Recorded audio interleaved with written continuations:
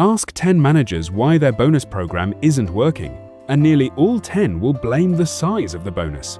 They're almost always looking at the wrong variable. Psychologist Victor Vroom found something sharper back in the 1960s, and it still holds up decades later in how real teams actually behave. Motivation isn't a single dial you turn up by adding more money. It's a formula, 3 separate beliefs, multiplied together, not added. First, can I actually do this if I try? Second, will doing it actually lead to the result I'm being promised? Third, do I even want that result once I get it? Multiplication is the detail that changes everything here. Add 3 numbers together, and a weak one just drags the average down a little. Multiply them, and if even one of those 3 beliefs hits 0, the entire formula collapses to 0, no matter how large the 2 remaining numbers are. Picture a sales rep who privately doubts the quota is even reachable this quarter. Maybe the territory got cut. Maybe the market shifted underneath them. The bonus size stops mattering completely at that point because the first belief in the chain, can I actually do this, has already broken. You could double the number on the incentive sheet and it would move nothing, because in that rep's head, the whole equation already multiplied out to 0 the moment they decided the target was out of reach. Now picture a different rep, someone who hits every number this quarter, does everything right, and then watches leadership hand the promotion to someone else anyway. Someone with less to show for it but better internal visibility. That middle belief breaks instead, the one that says performance actually leads to the promised result. And here's what's easy to miss. That break doesn't show up immediately as anger or a resignation letter. It shows up quietly, next quarter, as effort that slowly declines without anyone officially disengaging. Companies pour enormous amounts of money into rewards while almost completely ignoring belief, and the research backs up just how badly that trade-off works. A $10,000 bonus tied to a target people privately consider unreachable motivates less, not more, than a $500 bonus tied to a target people genuinely trust they can hit. The number on the check matters far less than most compensation committees assume. What matters is whether each of the 3 beliefs underneath that number is actually intact. Let's look at why this middle belief, the one connecting effort to reward, breaks down so differently depending on where you sit in an organization. Vroom's research also found that this specific link breaks down faster inside large, bureaucratic organizations, where cause and effect gets buried under layers of approval before a result ever reaches anyone who decides on rewards. That's part of why flat, transparent teams often out-motivate much larger ones with bigger budgets behind them. It isn't that big companies have worse people or weaker incentive programs on paper. It's that the distance between an individual's action and the visible outcome of that action stretches out until the connection becomes genuinely hard to see. And once people can't see the connection clearly, they stop trusting that it's real, even if, on paper, it still is. It helps to walk through this same mechanism from 3 different angles, because each one shows a different way the formula quietly breaks. At the individual psychology level, a person doesn't consciously sit down and calculate 3 separate probabilities before deciding how hard to try tomorrow. The calculation happens fast, almost below awareness, built up from small signals accumulated over weeks. Did that project I finished last month actually get noticed? Did the last person who hit target actually get what they were promised? Does this feel achievable, given what I'm already juggling? Those signals compound into a gut feeling long before anyone consciously names which of the 3 beliefs is shaky. At the team dynamics level, one person's broken belief spreads faster than most managers expect. When a high performer publicly loses faith that effort connects to reward, quietly checking out after being passed over, the rest of the team notices, even if nobody says anything out loud in the meeting. Their own internal formula updates in response, using that one visible case as new evidence about how the system actually works, regardless of what the official policy document claims. A single broken promise to one person functions as data for everyone watching. At the organizational incentive structure level, this explains why identical bonus programs produce wildly different results in different companies, even when the dollar amounts and target numbers are copied exactly. The formula behind Vroom's model isn't really about the reward at all. It's about the credibility of the entire system delivering that reward. And credibility is built or destroyed by every single past instance where effort did or didn't visibly lead to what was promised. Now picture a second, smaller scale example, away from sales quotas entirely. A software engineering team gets told that shipping a major feature ahead of schedule will lead to being considered for a coveted lead role. 2 engineers push hard, cut evenings and weekends short. Ship early. The role goes instead to someone from a different team who never touched the project, based on factors nobody on the original team ever heard explained. The 2 engineers who pushed hard don't quit immediately. They just quietly stop volunteering for stretch projects going forward because the belief connecting extra effort to real advancement just took a direct hit, and no bonus size on the next project is going to repair that on its own. Here's a nuance worth being precise about, because it's easy to misapply this model. The fix isn't simply always be brutally transparent about every reward decision, because some decisions genuinely involve confidential factors that can't be fully disclosed. Compensation of other individuals, sensitive performance issues, information that isn't the requesting employees to know. The actual fix is narrower and more achievable. Whenever a reward decision doesn't go the way someone expected, explain the reasoning behind the decision itself, even without disclosing every private detail behind it. Silence is what breaks the middle belief. Explanation, even partial explanation, tends to preserve it, because people can usually accept losing to a clear standard far more easily than they can accept losing to no visible standard at all. It helps to look at how this expectancy formula plays out completely differently across different job functions, because the same underlying math produces very different management challenges depending on what someone actually does day to day. In a sales role, the first belief, "Can I actually do this if I try?" is usually the most fragile one, because quotas are set centrally and often disconnected from what's actually happening in a specific territory this quarter. In a creative or engineering role, it's frequently the second belief that breaks first, the connection between doing good work and that work translating into a visible, rewarded outcome, because creative and technical output is harder to measure cleanly than a sales number, which means recognition depends more heavily on someone senior noticing and advocating for it.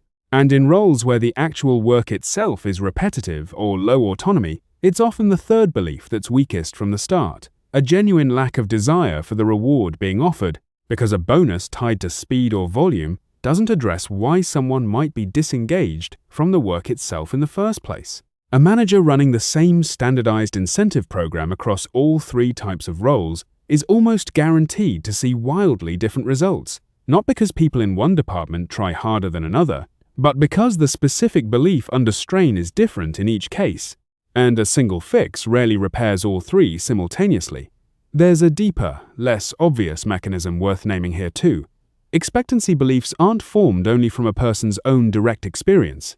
They're formed heavily from watching what happens to other people around them, almost like second-hand evidence entered into their own private calculation. If a new hire watches a tenured colleague push hard on a stretch project and get nothing for it, that new hire updates their own expectancy formula downward before they've even had a comparable experience of their own. This is part of why a single broken promise to one visible person can quietly poison motivation across an entire team, well beyond the individual directly affected. Managers often treat unmet promises as a one-on-one problem to smooth over privately, but the actual damage is rarely contained to one person, because everyone else on the team is running the same third-party observation constantly, whether or not they ever mention it out loud. Now picture a slightly different workplace scenario to see the same formula from another angle. A customer service team is told that resolving cases faster, hitting a specific average handle time, will be factored heavily into the annual performance review. Several agents push their handle time down significantly over the quarter, cutting corners on some conversations to hit the number.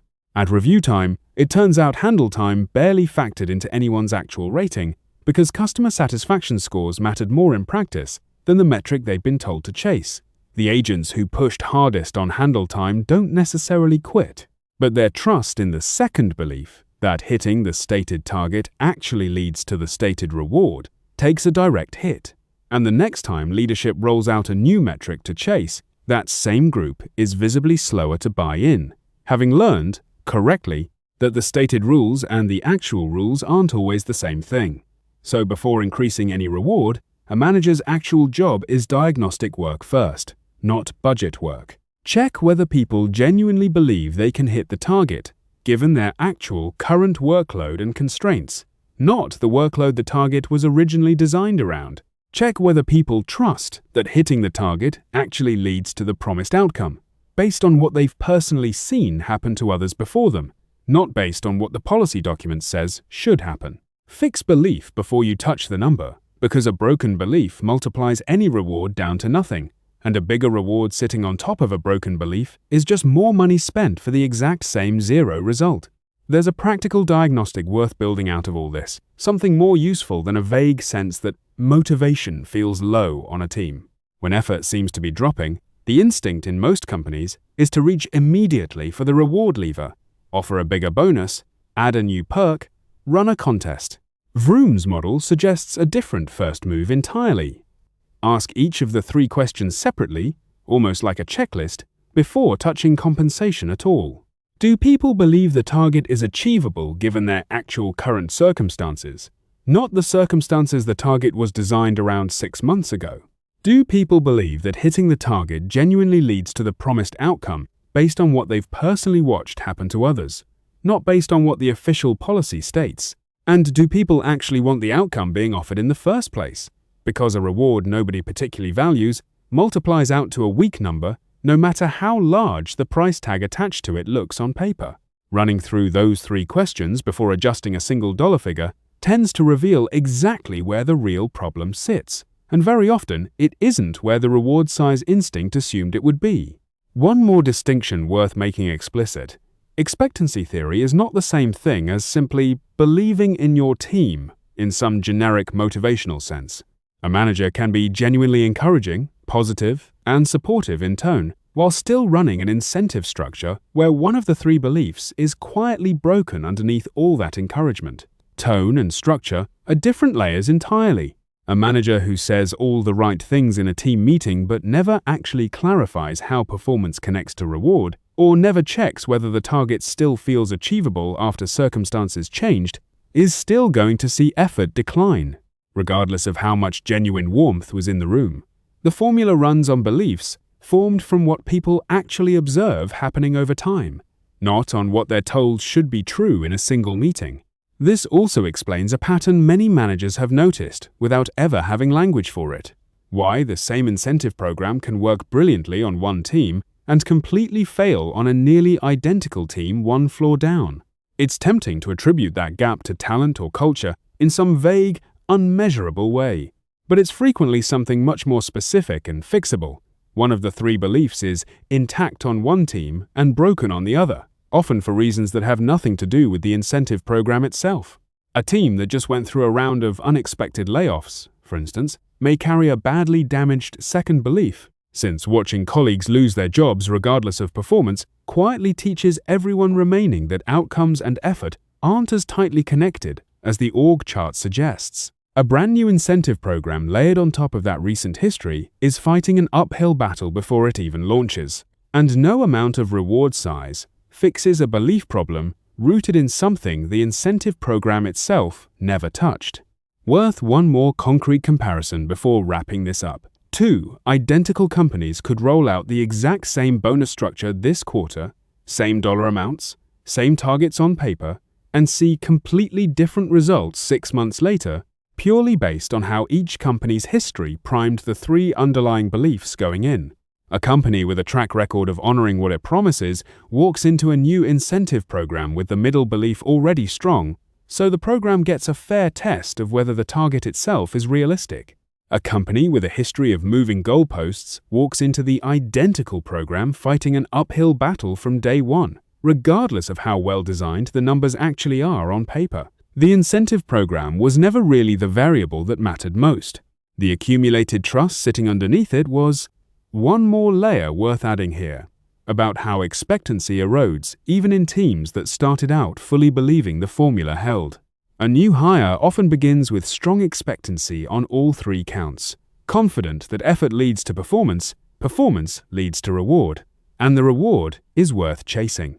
What quietly kills that belief over time isn't one dramatic betrayal, it's a slow accumulation of small mismatches. A missed bonus here, a promotion that went to someone with better internal visibility rather than better results there, a target that got moved right when it looked achievable. None of these individually feels like a broken promise. Together, over a year or two, they teach a rational person that the formula management keeps repeating doesn't actually describe how this workplace works. And once that lesson is learned, no single reward increase reverses it quickly. If you want more breakdowns like this, the kind of psychology that's quietly deciding what your team actually does day to day, follow along. There's a lot more of this worth unpacking.